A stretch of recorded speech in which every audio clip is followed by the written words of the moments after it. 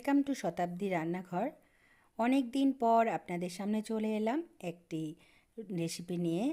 আমের আচার। এখন কাঁচা আমের মানে বাজারে ফ্রেশ কাঁচা আম পাওয়া, একটা আচার বানিয়েছি যেটা সারা বছর খাওয়া যাবে, ফ্রিজে ঢোকানোর কোনো দরকার পড়বে না। এখানে কিছুটা খোসা সমেত আম নিয়েছি, আবার কিছুটা হালকা খোসা ছাড়ানো আম নিয়েছি। আর আমগুলো আমি আগের থেকে জলে ভিজিয়ে রেখেছিলাম, গোটা খোসা সমেত গোটা আমটা। তারপর আমি মুছে নিয়েছি ভালো করে, যাতে একটু জল না থাকে। এরপর আমি একটা এই কুচি কুচি করে নিচ্ছি, একদম একদম মিহি কুচি। গ্রেটার থাকলে গ্রেটার দিয়েও এটা কুচি করে নেওয়া যায়। তো এইভাবে আমি এটাকে কুচি করে নিচ্ছি।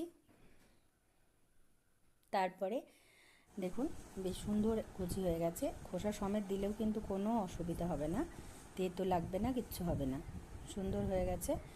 এবার এর মধ্যে আমি নুন, হলুদ, লঙ্কা মাখিয়ে একটা দিন একটু রাখবো, যাতে করে আমের যে জলটা আছে শুকিয়ে যাবে। আর কিছুটা আমি কাঁচা লঙ্কাও এখানে কুচিয়ে নিয়েছি, বেশ ঝাল হবে, আচারটা ভালো লাগবে।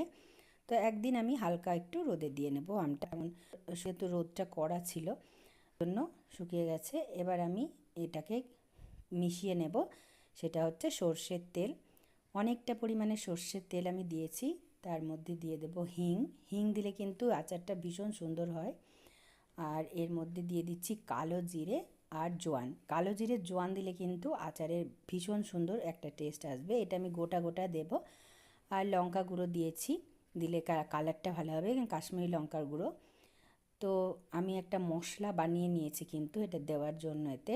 সেটা হচ্ছে সাদা সর্ষে, কালো সর্ষে, ধনে, আর একটা এলাচ, 2-4টে লবঙ্গ, আর একটু মেথি দানা হাফ চামচ দিয়ে শুকনো করে একটু ভেজে নিয়ে আমি এটা গুঁড়ো করে নিয়েছি। তার সঙ্গে কয়েকটা শুকনো লঙ্কাও দিয়েছিলাম।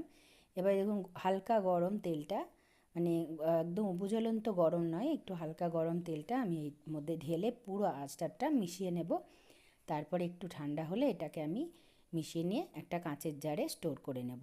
এইভাবে যদি আচারটা করতে পারেন তাহলে কিন্তু সারা বছর থাকবে, একটুও নষ্ট হবে না, আর ভীষণ সুন্দর আচার হবে। আর ওপর থেকে আমি 1 চামচ ভিনিগারও দিয়েছিলাম। তারপরে ভালো করে আমি মিশিয়ে নিয়ে এই বয়ামে ভরে রাখছি। এই আচারটা কিন্তু সঙ্গে সঙ্গে না খেয়ে যদি 2 দিন পর খান তাহলে দেখবেন আরও টেস্টি হবে, ভীষণ সুন্দর। তো কেমন লাগলো বন্ধুরা আমার এই আচারের রেসিপি? অবশ্যই ট্রাই করবেন। ধন্যবাদ।